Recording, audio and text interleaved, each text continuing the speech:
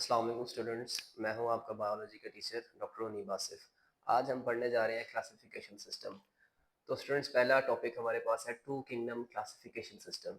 जैसा कि हम जानते हैं कि साइंटिस्ट ने क्या किया हमारी और उनकी आसानी के लिए, लोगों की आसानी के लिए, कि वो जानदारों को आसानी स्टडी कर सकें। उन्होंने जानदारों को डिफरेंट ग्रुप्स में डिवाइड कर दिया। अब उन डिफरेंट ग्रुप्स को हम क्या बोलते हैं? Taxa, singular tax on. और हमने लास्ट लेक्चर में पढ़ा कि जो सबसे हाईएस्ट टेक्सॉन है वो हमारे पास डोमेन टेक्सॉन है। अब ये डोमेन टेक्सॉन में क्या होता है? जितने भी इस दुनिया में जानदार हैं हम उनको तीन कैटेगरीज में, तीन डोमेन्स में, तीन ग्रुप्स में डिवाइड कर देते हैं, ठीक है? और इन ग्रुप्स को हम डोमेन का नाम देते हैं। तो ये टेक्सॉन डोमेन। अच्छा, खैर उसके बाद हमने पढ़ा कि डोमेन से नीचे वाला जो हमारे पास टेक्सॉन है, जो ग्रुप है जिसमें हम ऑर्गेनिजम्स को फर्दर क्लासिफाई करते हैं, उसे हम बोलते हैं किंगडम। बेटा आजकल हमारे पास हमारी बुक्स के मुताबिक 5 किंगडम क्लासिफिकेशन सिस्टम है, लेकिन मैंने आपको शायद बताया था उस दिन कि 6 किंगडम और कुछ कुछ साइंटिस्ट 7 किंगडम पर भी बिलीव करते हैं, ठीक है? और वो साइंटिस्ट डोमेन्स पर बिलीव नहीं करते। एनीवेज, तो अभी हम पढ़ने जा रहे हैं टू किंगडम क्लासिफिकेशन सिस्टम। ये अर्लीस्ट क्लासिफिकेशन सिस्टम है। अर्लीस्ट क्लासिफिकेशन सिस्टम, अर्लीस्ट का मतलब क्या होता है? सबसे पहला।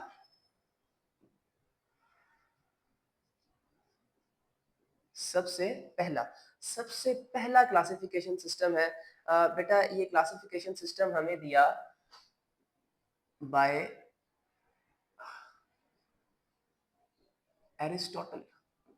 ये एरिस्टोटल ने हमें क्लासिफिकेशन इंट्रोड्यूस करवाया। उसने क्या किया? उसने तमाम जानदारों को जो इस दुनिया में पाए जाते हैं उनको किंगडम प्लांटी में और किंगडम एनिमेलिया में ग्रुप कर दिया। Earliest classification system in which all the organisms were classified into two kingdoms, that is Plantae and Animalia, i.e. मतलब that is Plantae and Animalia। तो हमारे पास दो किंगडम्स आ गए, kingdom Plantae and kingdom animalia. अब हमारे पास kingdom Plantae है।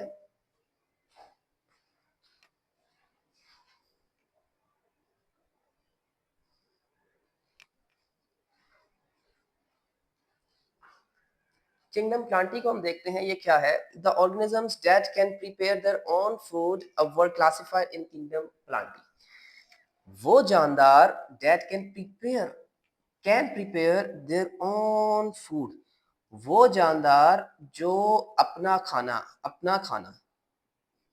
own food, अपना खाना खुद तैयार कर सकते हैं। तैयार करना, वो जानदार जो अपना खाना खुद तैयार कर सकते हैं वर क्लासिफाइड, उनको क्लासिफाई किया गया इन किंगडम प्लांटी। तो बेटा किंगडम प्लांटी में हमने उन जानदारों को रखा जो कि अपना खाना खुद तैयार कर सकते थे सूरज की रोशनी में।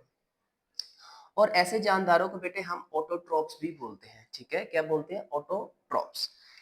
अच्छा, उसके बाद है हमारे पास kingdom animalia.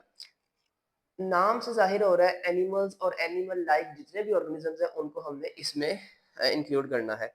The organism that can, इधर आएगा द ऑर्गेनिजम्स, वो जानदार जमा, वो जानदार जो अपना खाना खुद नहीं बना सकते, can not prepare their on food, जो अपना खाना खुद नहीं बना सकते, उन जानदारों को हम किंगडम एनिमेलिया में इंक्लूड करते हैं। Were included in the kingdom, in this kingdom, इस किंगडम में, ठीक है? अब ये क्लासिफाइड का वर्ड हम यूज करते हैं किसी भी चीज को किसी ग्रुप में डालने के लिए। हम कहते हैं हमने उसको उस ग्रुप में क्लासिफाई कर दिया है या उस ग्रुप में शामिल कर दिया है, इंक्लूड शामिल कर दिया है, ठीक है? लो बेटे आगे हम पढ़ने जा रहे हैं डिमेरिट्स।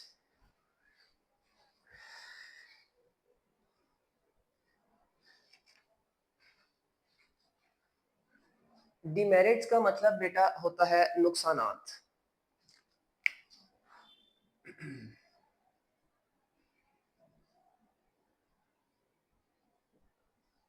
नुकसानात, ये टू किंगडम क्लासिफिकेशन सिस्टम के नुकसानात क्या थे? जाहिर बात है भाई, इसमें कोई नुकसानात थे तो हम आगे three and then five kingdom classification system की तरफ मूव किए। कहते हैं taxonomists found this system unworkable because many many unicellular organisms like Euglena uh, have both animal like and plant like properties। कहते हैं कि टेक्सोनोमिस्ट वो साइंसदान, वो साइंटिस्ट या वो बायोलॉजिस्ट जो ऑर्गेनिजम्स को ग्रुप्स में टेक्सोन में डिवाइड करते हैं, ठीक है, उन्हें हम टेक्सोनोमिस्ट कहते हैं।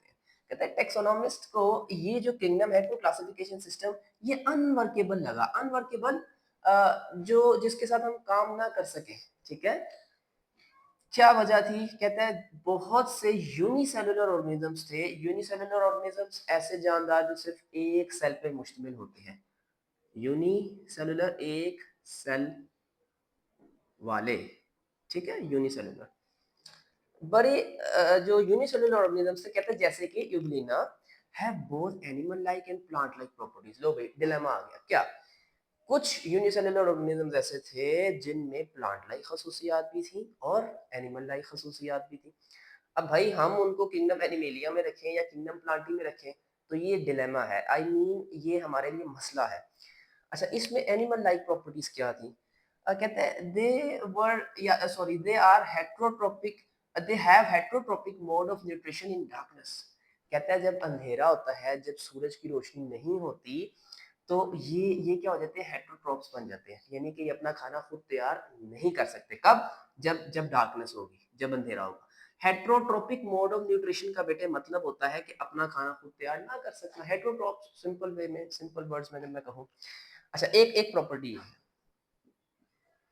और दूसरी प्रॉपर्टी क्या है? Lack of cell wall.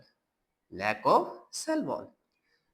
लो भाई, हमें पता है प्लांट्स में, और अगर नहीं भी पता तो सुन लें, प्लांट्स में सेल वॉल होती है और इनमें सेल वॉल नहीं होती। और दूसरा, ये हेट्रोट्रोप्स बन जाते हैं, अपना खाना खुद प्रिपेयर नहीं कर सकते इन डार्कनेस, अंधेरे में। अच्छा, फिर कहते हैं कुछ प्लांट लाइक प्रॉपर्टीज भी होती हैं, जैसे कि बेटा अगर हमने कहा कि अंधेरे में अपना खाना तैयार नहीं कर सकते, इसका मतलब क्या है? उजाले में, रोशनी में ये ऑटोट्रोफ्स बन जाते हैं, अपना खाना खुद तैयार कर सकते हैं।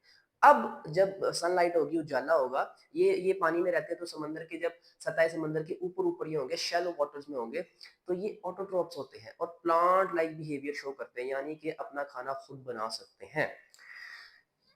एंड दे हैव क्लोरोप्लास्ट, ठीक है। और ऑब्वियसली इनके पास क्लोरोप्लास्ट, ये क्लोरोप्लास्ट क्या चीज है? क्लोरोप्लास्ट एक पिगमेंट होता है, एक कलर होता है जो सनलाइट को एब्सॉर्ब करता है और फिर उसको हम कन्वर्ट करते हैं, आई मीन प्लांट्स वगैरह या जिनके पास ये क्लोरोप्लास्ट है, वो कन्वर्ट करते हैं उस सनलाइट की एनर्जी को इनटू केमिकल एनर्जी, ठीक है। जो जो आपकी फूड के अंदर जो बॉन्ड्स में एनर्जी होती है उसमें स्टोर कर देते हैं। तो हमारे पास ये यूग्लिना में दो भाई प्लांट लाइक प्रॉपर्टीज आ गई और दो एनिमल लाइक प्रॉपर्टीज आ गई। अब ना हम इसको प्लांट्स में शामिल कर सकते हैं, ना हम इसको किंगडम एनिमेलिया में शामिल कर सकते हैं। फिर क्या किया हमने? हम आगे देखते हैं। अच्छा खैर, एक दूसरा डिमेरिट भी, एक दूसरा नुकसान भी था। वैसे तो इसके बेतहाशा नुकसान हैं, आपकी बुक में दो है। This system also did not clarify the difference between prokaryotes and eukaryotes। लो भाई, did not clarify the difference किस में जी? Between prokaryotes and eukaryotes। बेटा हम इसको थर्ड चैप्टर में डिटेल से पढ़ेंगे, what are prokaryotes and eukaryotes. आप 8th क्लास में भी आपने इसकी टर्म को लाजमी पढ़ा होगा 7th 8th में। हम इसको दोबारा से देखते हैं। प्रो, प्रो का मतलब होता है बिफोर, किसी चीज से पहले, ठीक है। प्रो मतलब बिफोर। और बेटा कैरियोट, कैरियोट का मतलब क्या होता है? कैरियोट का मतलब होता है कैरियोन से निकला है, जिसका मतलब होता है न्यूक्लियस।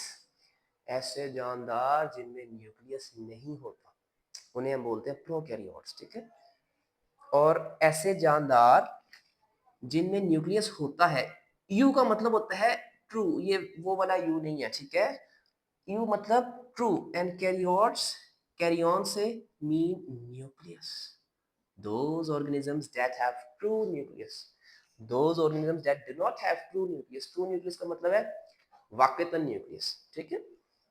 तो कहते हैं इस सिस्टम में ना, टू किंगडम क्लासिफिकेशन सिस्टम में हमने इस चीज के डिफरेंस को भी मद्देनजर नहीं रखा, इस चीज के फर्क को भी, डिफरेंस फर्क को भी मद्देनजर नहीं रखा कि भाई प्रोकैरियोट्स कौन से किंगडम में जाएंगे, यूकैरियोट्स कौन से किंगडम में जाएंगे। ये बहुत बड़ा फर्क है। इसके लिए जो प्रोकैरियोट्स होते हैं उनको हमें अलग किंगडम देना पड़ता है, लॉजिक ये कहता है, और जो यूकैरियोट्स हैं उनको अलग किंगडम देना पड़ता है। इधर ऐसा कुछ भी नहीं था। क्लैरिफाई का मतलब होता है वाज़ेह करना।